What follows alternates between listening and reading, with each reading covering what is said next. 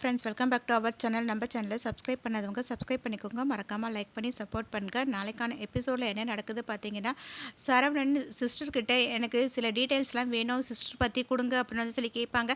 அதை கேட்ட சிஸ்டர் வந்துட்டு எதுவாக இருந்தாலும் நீங்கள் சீஃப் டாக்டர்கிட்ட பேசிக்கோங்கன்னு சொல்லிட்டு அங்கேருந்து போயிடுவாங்க.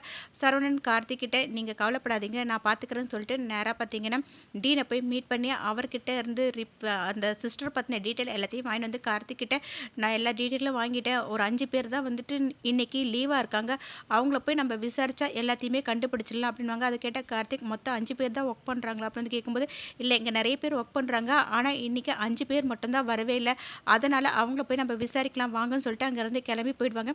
நெக்ஸ்ட் சீனில் இந்த ரவுடி வந்துட்டு எப்படியாச்சும் அந்த கீதாவை கண்டுபிடிக்கணும், அதுக்கு முன்னாடி அந்த சிஸ்டர் எங்கன்றதை நம்ம கண்டுபிடிக்கணும்னு பேசிட்டு ரவுடிங்கிட்டலாம் சொல்லிட்டு இருக்கும்போது இதை பார்த்தீங்கன்னா தூரமாக இருந்து சக்தி சிஸ்டர் பார்த்துட்டு இருப்பாங்க.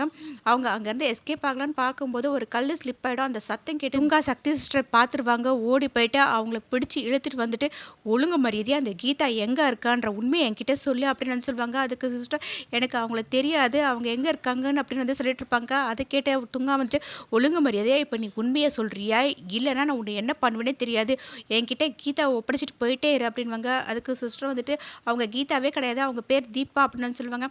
அதெல்லாம் எனக்கு தேவை கிடையாது, முதல்ல நீ என்கிட்ட கீதாவை ஒப்படைச்சிட்டு போய்கிட்டே இருக்கணும், இல்லைன்னா நான் என்ன பண்ணுவேனே தெரியாது அப்படின்வாங்க.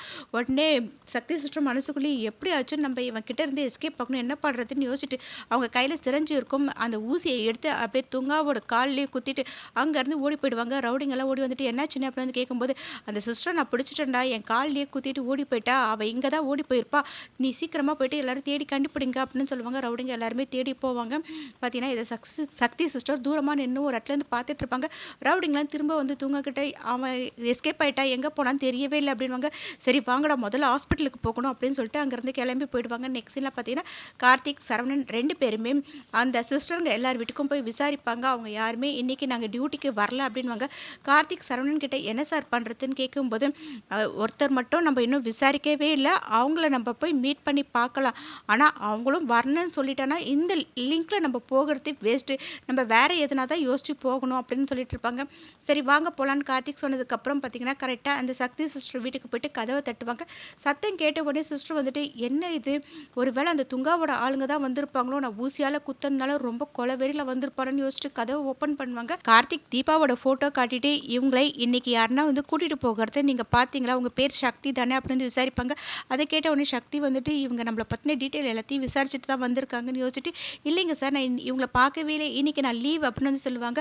கார்த்திக் வந்து என்ன பண்ணுறதுன்னு ஒன்றும் புரியாமல் யோசிக்கும் போது, சரி இவங்களை பற்றி நீங்கள் எதுக்காக விசாரிக்கிறீங்கன்னு சக்தி சிஸ்டர் கேட்பாங்க. அதுக்கு கார்த்திக் அதான் நீங்கள் இன்னைக்கு லீவுன்னு சொல்லிட்டீங்களே, அதுக்கப்புறம் இந்த டீட்டெயில் கேட்டு நீங்கள் என்ன பண்ண போகிறீங்கன்னு சொல்லிட்டு அங்கேருந்து வந்துடுவாங்க. அப்போ சரவணன் வந்து கார்த்திகை பார்த்துட்டு, நீங்கள் நம்பிக்கை மட்டும் கைவிட்டுறாதீங்க கார்த்திக், நான் ஸ்டேஷனுக்கு போயிட்டு என்ன ஏதுன்றதை விசாரிக்கிறேன், நீங்கள் நம்பிக்கை மட்டும் கைவிட்டுறாதீங்க, ஏன்னா தீபா உயிரோடு இருப்பாங்க நம்பினீங்க, அதே மாதிரி உயிரோடு இருந்தாங்க, இப்போ அவங்க கிடச்சிருவாங்கன்னு நம்பிக்கையோடு இருங்க, கண்டிப்பாக கிடச்சிருவாங்க, நான் எல்லாத்தையும் பார்த்துக்கிறேன், அதுவும் அந்த தூங்கா மேட்ரையும் நான் என்ன ஏதுன்றதை பார்த்துக்கிறேன் அப்படின்னு வந்து சொல்லுவாங்க. அது கேட்டால் கார்த்திக் சரி வாங்க உங்களை நான் ஸ்டேஷனில் ட்ராப் பண்ணுறேன்னு சொல்லிட்டு அங்கேருந்து கிளம்பிடுவாங்க.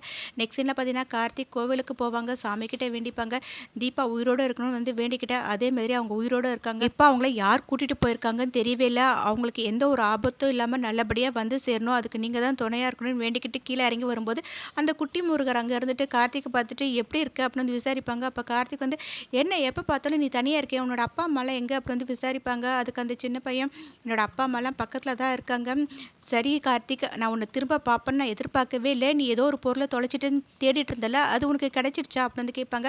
அதை கேட்ட கார்த்திக்கும் அது கிடைச்ச மாதிரி தான் அப்படின்வாங்க.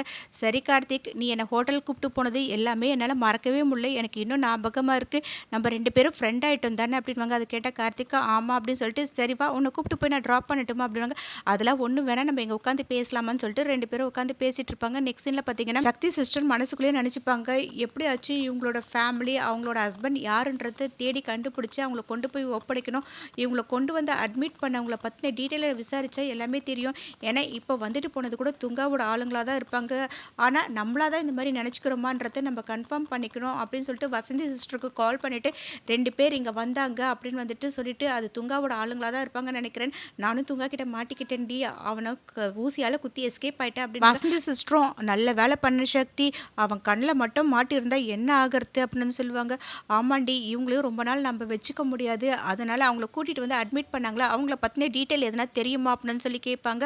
அதுக்கு வசந்தியும் வந்து பார்த்து சொல்கிறேன்னு சொல்லிட்டு டீட்டெயில் எல்லாத்தையும் சொல்லுவாங்க. சரி ஃபோன் நம்பர் எதுனா இருக்கான்னு வந்து சக்தி சிஸ்டர் கேட்கும்போது, ஃபோன் நம்பர் இல்லை, அவங்களோட அட்ரஸ் மட்டும் தான் இருக்குன்னுவாங்க. சரி குடுடி அப்படின்னு சக்தி வந்து வாங்கிக்கிட்டு இவங்கள போய் மீட் பண்ணால் நம்மளுக்கு உண்மை தெரிஞ்சிடும் அப்படின்னு வந்து நினச்சிப்பாங்க. நெக்ஸ்ட் சீனில் பார்த்தீங்கன்னா கார்த்திக் வீட்டுக்கு போவாங்க.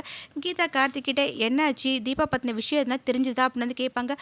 அது தாலி எடுத்து கார்த்திக் காமிப்பாங்க. என்ன இது தாலி வச்சிருக்கீங்கன்னு கேட்கும்போது, இது தீபாவோட தாலி அப்படின்னுவாங்க. அப்போ தீபா வந்து கிடச்சிட்டாங்களா, உயிருக்கு எதுவுமே ஆபத்து இல்லையா அப்படின்னாங்க. அதெல்லாம் ஒன்றும் இல்லைன்னு கார்த்திக் சொல்லும்போது, நல்லதாக போச்சுங்க சார், இப்போ தான் எனக்கு நிம்மதியாக இருக்குது. போலீஸ் உட்பட நான் கூட வந்து அவங்க இறந்துட்டாங்க தான் நினச்சிட்டு இருந்தோம். ஆனால் நீங்கள் மட்டும் நம்பிக்கையை இழக்காம தீபா உயிரோட தான் இருப்பாங்கன்றத சொல்லிட்டு இருந்தீங்க. அதே மாதிரி இப்போ அவங்க உயிரோட தான் இருக்காங்க.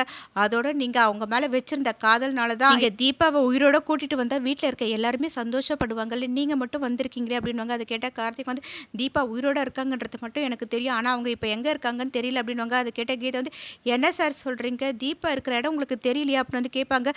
கார்த்திக்கும் பார்த்தீங்கன்னா நடந்த விஷயம் எல்லாத்தையுமே வந்து கீதா கிட்ட சொல்லுவாங்க. தீபாவை அட்மிட் பண்ணதுக்கப்புறம் யாரோ வந்து தீபாவை கூட்டிகிட்டு போயிட்டாங்கன்னு சொல்கிறாங்க. இதெல்லாம் யார் பண்ணாங்க, எதுக்காக பண்ணாங்கன்னு வந்து எனக்கு தெரியவே இல்லை. ஆனால் அது யார் என்னன்றதை நான் சீக்கிரமாகவே கண்டுபிடிச்சிருவேன் அப்படின்வாங்க. அதை கேட்ட கீதா வந்துட்டு கண்டுபிடிச்சி சீக்கிரமாக கூட்டிகிட்டு வாங்க சார், எனக்கே அவங்கள பார்க்கணுன்னு வந்து ரொம்ப ஆசையாக இருக்குது அப்படின்வாங்க. கண்டிப்பாக நான் கூட்டிகிட்டு வரேங்க. அதுக்கு முன்னாடி நான் உங்ககிட்ட ஒரு விஷயம் கேட்கணும், நீங்கள் எனக்கு கரெக்டான பதில் சொல்லுவீங்களா அப்படின்வாங்க.